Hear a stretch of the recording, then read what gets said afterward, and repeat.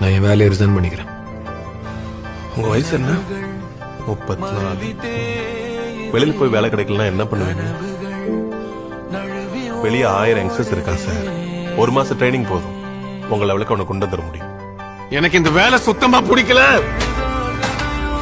மரியாதை இல்ல. ஒவ்வொரு நாளும் நரகம் மாறி இருக்கு.